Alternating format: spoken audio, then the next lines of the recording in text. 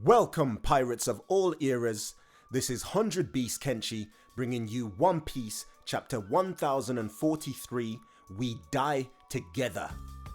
First off, I want to say sorry I haven't been around, lads. I've been at work, but I have been paying very close attention to One Piece every single week. And this week, I have to say something, because it's too real now. I'll start off with the cover page though. Still in Whole Cake Island, Germa 66's cold-blooded voyage. You have Oven carrying Montdoor's book with the Vinsmoke children that they had captured. He's just arrived at Whole Cake Island with Branch. I can't even remember her actual name. But we'll go with Luffy's acronym. To be honest, I don't think Niji and Yonji are inside the book. I'm pretty sure Pudding let Yonji and Niji escape last week. You know, she had that face on her, that Luffy face of, I'm not gonna lie, but I'm not gonna tell you, kind of thing. But anyway, we need to get to the meat. And what glorious meat it was. The meaty bagua that Kaido put down on Luffy's face was just atrocious to see. It was horrible. It was horrible to see in the last chapter, and it was horrible to see right now. But at the same time, it was as beautiful as it was horrible, because it's the exact parallel to how Oden lost the battle against Kaido. Kaido's reaction is just, it's so intriguing. His pain is so palpable. It's unreal, because Kaido wanted to win this battle legitimately, and he wanted Luffy to have his legitimate shot. It seems like Kaido is someone who would honor the strength of another individual. And you can just see the sadness in his face when Luffy's strength leaves his body, when Gear 4 exits his mouth. Kaido is just broken. The only opponent he's had in years that can actually go toe to toe. He was taken out by Cypher Pole, Aegis Zero. Unthinkable. And that face off with the CP0 guy at the end. Mask, Blue Scarf, however you want to call him. Nasty. Kaido says, do you know what you have done? And to be honest, I rate Blue Scarf so highly for the fact that he doesn't even try to escape. He's just like, yeah, I've done my duty. I've completed my task that was given to me. And now I can rest. And he tips his hat to the final Bagua on the rooftop. The final Bagua on his head top. And honestly, if that guy is not dead from that, then I'm thinking he has to be ranked a little bit higher. But that's the end of it. Skull Dome rooftop battle. Victor, Kaido, King of the Beasts. And then we return down to the performance floor. The final CP0 member is here still. I'm gonna call him Flowerbeard, because why not? Flowerbeard has a little bit of a shook look on his face, so I guess he felt the end of his comrade, because he is looking up at the ceiling to where Blue Scarf or Mask just got his head slinking underneath the floor.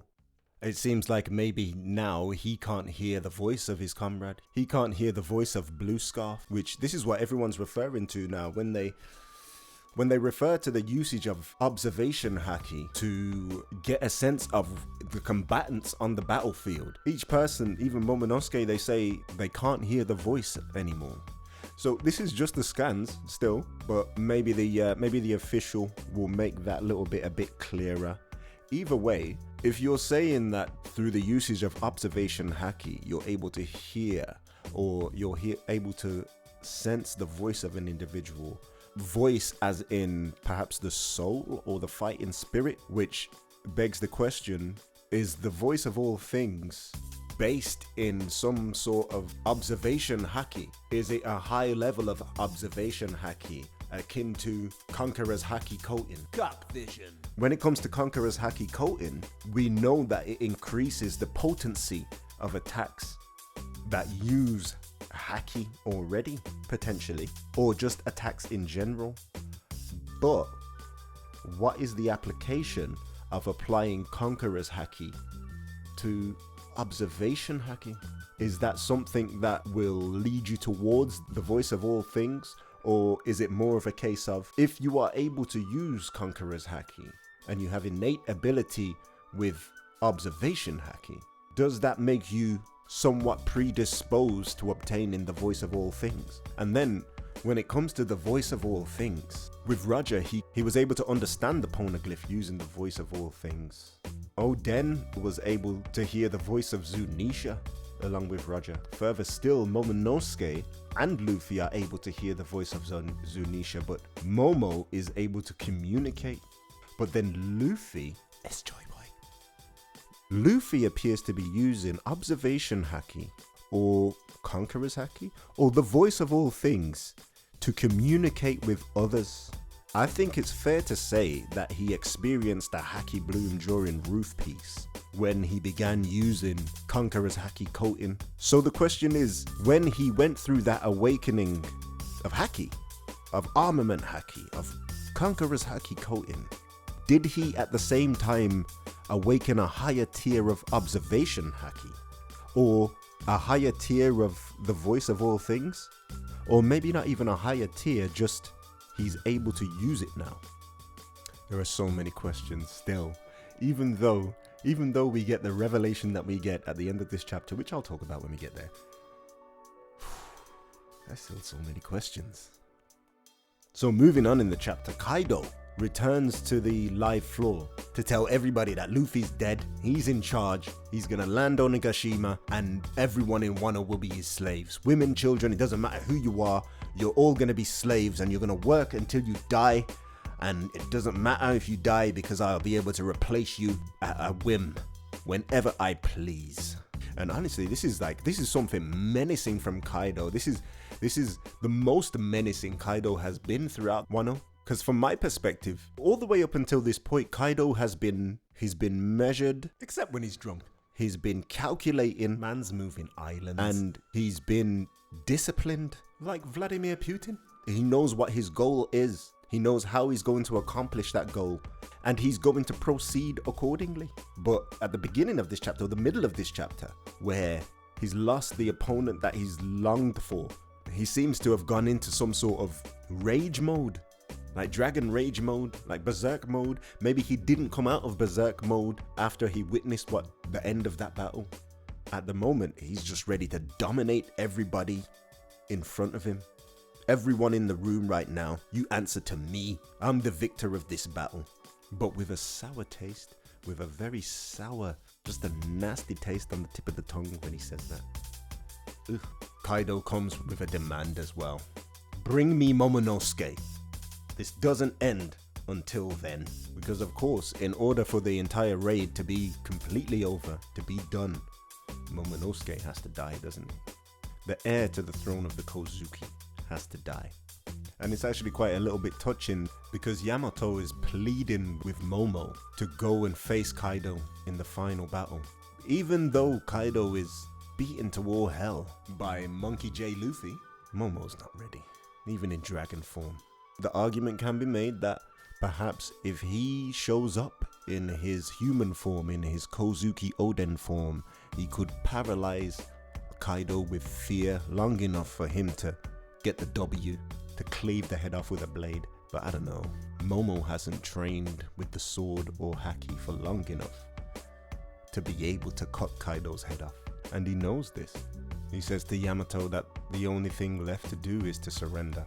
He's an 8-year-old boy after all. Like, what else can he do? What other allies can he call forth? At which point Yamato says, even if surrender is our only option, I'd rather we die together. And what can you say to that?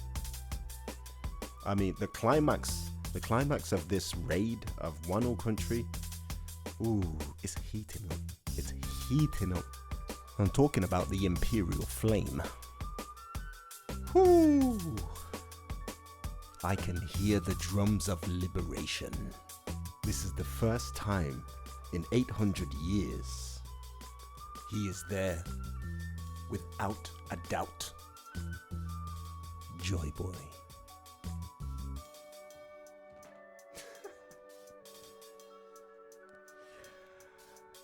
Joy Boy has arrived.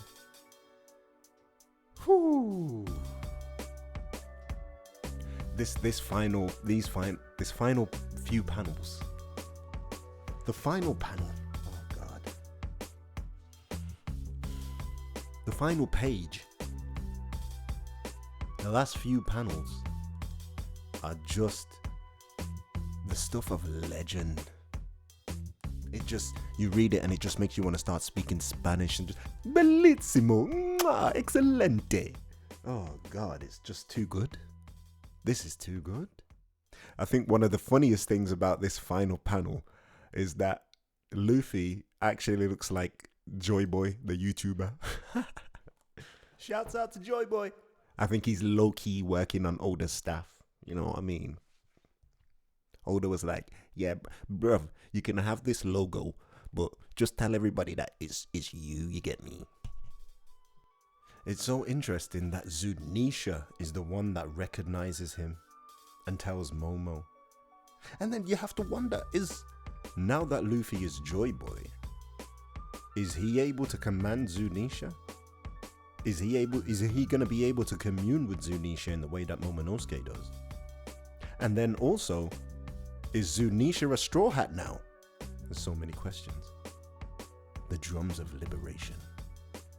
I will say, as much as I love this Luffy being Joy Boy, there is one very worrying thing about this. And it's only worrying because I read Naruto prior to. And, you know, like if you're reading One Piece, you probably read Naruto. In the end of Naruto, spoilers. Spoiler alert. Spoiler alert. In the end of Naruto, it turns out that Naruto and Sasuke are destined to be the strongest ninja in existence, and they are the ones who are going to save the world from the mother of all chakra, etc., etc. And they just became so contrived at the end and so blah. And I really don't want that to happen with One Piece.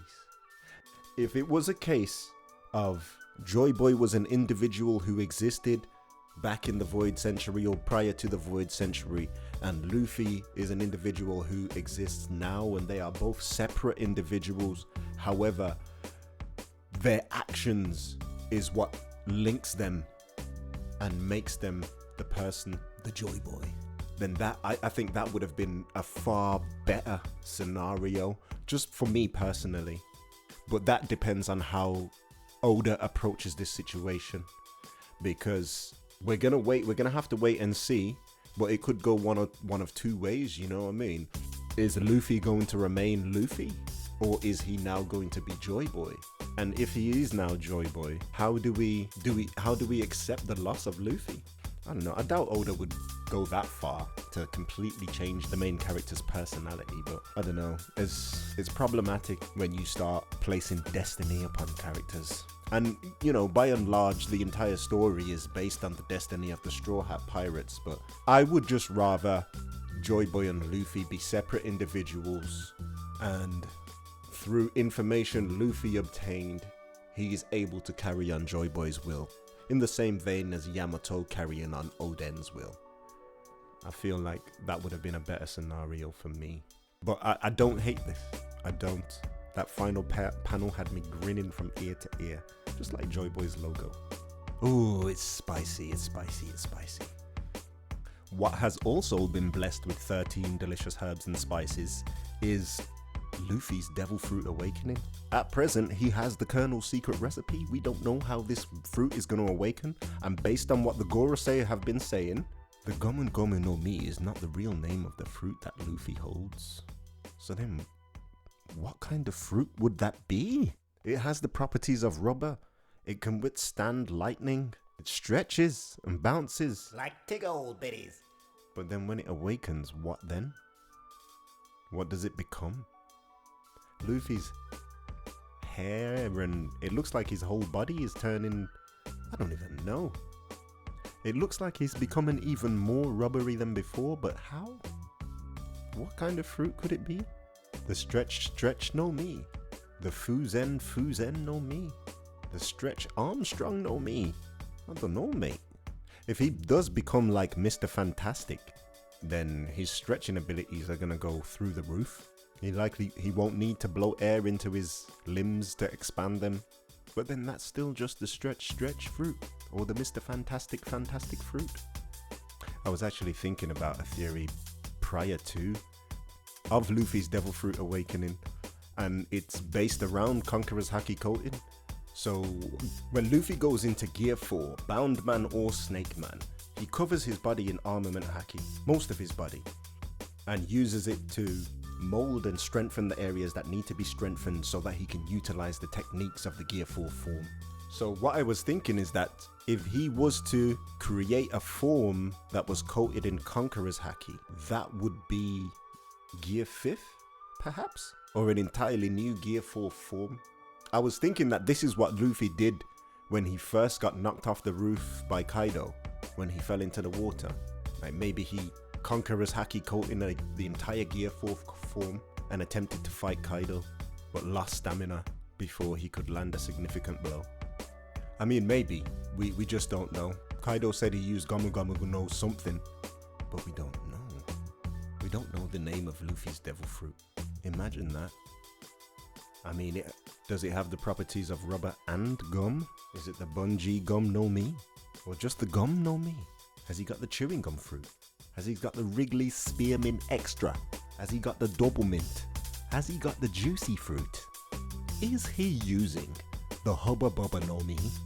So many questions and 2 weeks to figure it all out because we're on break, and I could cry, but at the same time, I feel like I need 2 weeks to just take in everything that happened in this chapter. Not even everything, just that last page. Holy Sun God Nika. Luffy is Joy Boy.